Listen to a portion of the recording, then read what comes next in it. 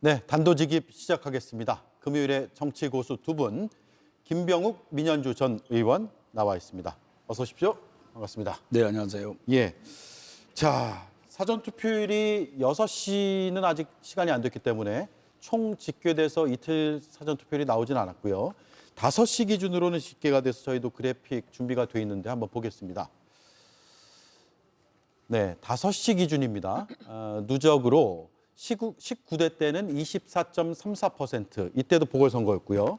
20대 때는 34.69%, 20대는 금요일, 토요일, 주말이 껴있는 사전투표였고요.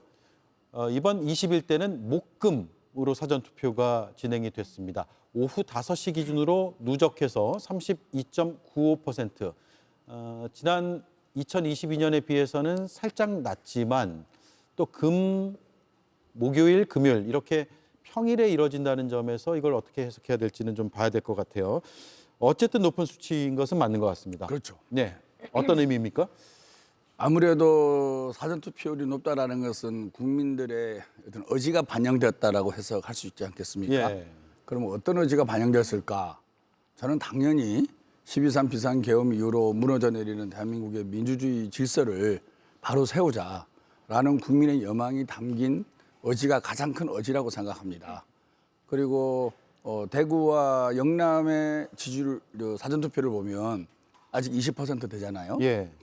그런 걸 보면 전반적으로 정권을 교체하고자 하는 의지와 정권을 개성하려는 의지가 맞붙을 수 있겠는데 영남의 지지율을 보고 분석을 해보면 그래도 정권 교체를 통해서 민주주의를 바로 세우고 내란을 심판하고 경제 성장을 잘할 수 있는 예. 그런 후보에게 투표를 하겠다는 사람들이 좀 더 많이 나오지 않았을까라고 추측이 되고 그게 합리적인 추측인 것 같습니다. 예. 그리고 토요일이 아님에도 불구하고 거의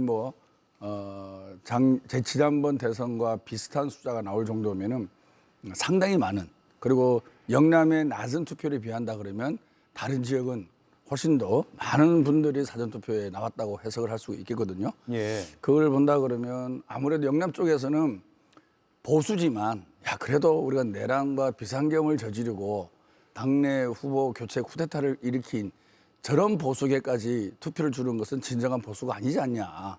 소위 요즘에 유행하는 쉐임 보수가 좀 있는 것 같습니다. 예. 그런 염치와 창피함을 아는 보수들이 사전투표장에서는 나타나지 않았다고 생각하고요.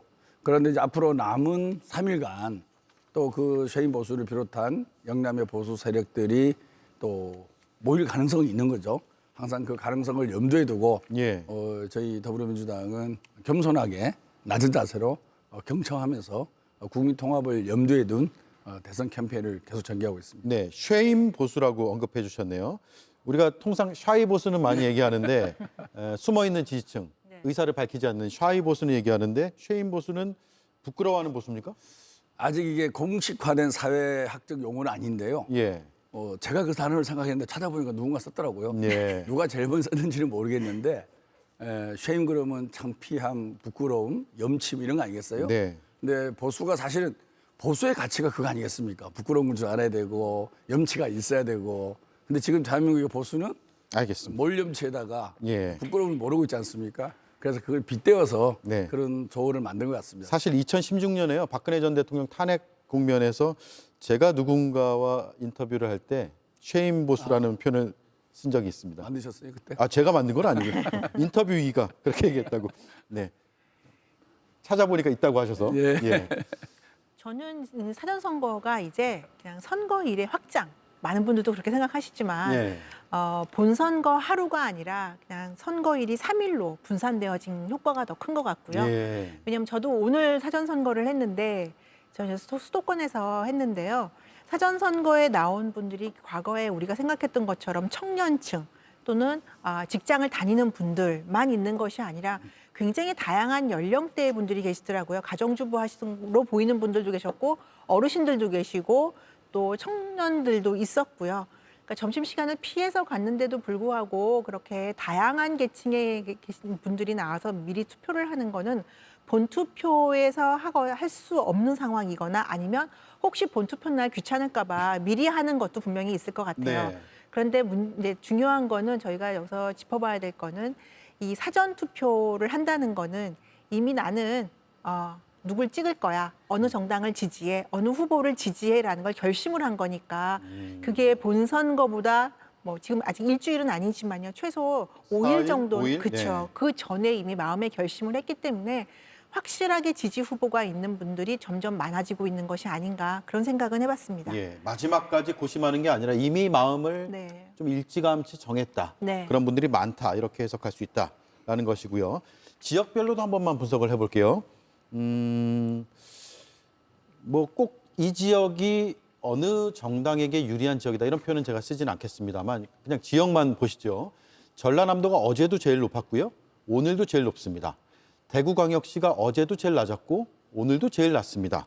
어떤 이유가 있을까요? 특히 부정선거 론 혹은 음모론 이런 것들이 좀 작용했을 가능성도 있을까요? 그 부분 포함해서 한번 분석해 주시죠. 네, 아까 제가 말씀드린 대로 국민의힘 강세 지역이었던 지역에서 사전 투표율이 낮지 않습니까? 지난번 윤석열 이재명 선거 때 사전 투표율이 높았습니다. 예. 거의 평균과 육박했던 걸로 알고 있거든요. 그럼 유독 이번에 한 7, 8% 정도 낮지 않습니까? 아까 말씀드린 대로 보수들도 투표할 맛이 안 나는 거죠. 야, 우리가 그동안에 대한민국 일군 그런 자부심으로 보수당을 지켜왔는데 이렇게 망가지리라고는 상상하지 못했고 지금 이 순간에는 투표장에 나갈 엄두를 못 내는 그런 보수들이 좀 있는 것은 사실인 것 같습니다. 그리고 이제 부정선거에 있어서도 특히 사전선거에 부정선거가 많이 불거졌거든요. 그래서 아직도 부정선거가 있을 거라고 믿는 극우 세력들이 분명히 존재하고요. 부정선거 음모론이 불거졌다는 거죠. 부정선거 음모론을 믿는 사람들이 예. 특히나 사전투표의 부정선거가 더 심하다고 믿는 믿는다. 사람들이 예. 더 많습니다. 그분들이 투표장에 아직은 안 나왔는데 저는 그렇다고 해서 무조건 정권 교체론이 압도적으로 높거나 또는 방심해서는 안 된다고 봅니다. 그 쉐인 보수가 3, 4일 뒤에 투표장에 나올 수 있습니다. 네. 그리고 부정선거를 믿는 사람들도 또 투표장에 나올 수 있거든요. 그래서 지금 제가 보기에는 정권 교체론을 정권 교체를 하겠다고 믿는 사람들이 투표를 많이 나온 것 같은데 이게 본투표까지는 어떻게 될지는 많은 변수가 있기 때문에 계속 낮은 자세로 경청하면서 선거 캠페인을 해야 된다. 네. 이런 말씀을 드립니다. 저도 지역 연령대별이야 저희가 다시 모르지만 지역별로 이렇게 편차가 심한 거는 특히 보수 텃밭이라고 하는 대구 지역에서 사전 투표율이 이렇게 낮은 거는 좀 분명히 부정선거 음모론에 영향이 있을 거라고 봅니다. 네. 특히 당에서도 초반에는 이 부정선거 관련돼서 이야기들을 많이 했었고요. 누구보다도 지금 국민의힘 김문수 후보는 부정선거론을 되게 강하게 주장했던 분 중에 한 분이에요. 특히 외부 세력들과 결합해서 광화문에서 그 광화문 광장에서 많은 시위를 했었고 마이크 잡고 주장을 했던 분이라서 그분이 후보로 나와 있는 상황에서 지금 심정이 어떨까. 아마 지금쯤은 좀 많이 아쉽지 않을까 싶어요. 물론 사전선거에 하지 않은 분들이 부정선거 의혹에 대해서 의혹을 가지고 있고 사전선거에 하지 않았던 분들이 본선거도 하지 않은 거 본선거에 다 하실 수 있습니다. 하지만 여전히 그날 당일의 변수를 고려한다면 사전선거를 할 수 있을 때 하는 게 바람직한 건데 만일에 부정선거 의혹 때문에 투표를 하지 않는다, 꺼려 한다라고 한다면 국민의힘 입장에서는 굉장히 곤혹스러울 수밖에 없고요. 그래서 지도부나 선대위에서도 투표하셔라, 믿고 투표하셔라라고 얘기하고 있지 않습니까? 그래서 김문수 후보가 이 부분에 대해서는 좀 느끼는 점이 많았으면 좋겠다 생각합니다. 네, 알겠습니다. 첫 번째 이슈는 이렇게 정리를 할까 하는데 물론 어제 그 중앙선거관리위원회가 한밤중에 대국민 사과문을 발표했잖아요. 물론 모든 선거인이 빠짐없이 투표한 것으로 확인이 돼서 반출된 투표지는 없었다라고는 설명을 했는데 이런 잡음들이 발생하니까 부정선거 음모론에 자꾸 뭔가 빌미를 주는 거 아닌가? 라는 생각도 지울 수는 없는 것 같습니다. 다름이 공존하는 위대한 나라. 우리는 또다시 답을 찾을 것입니다.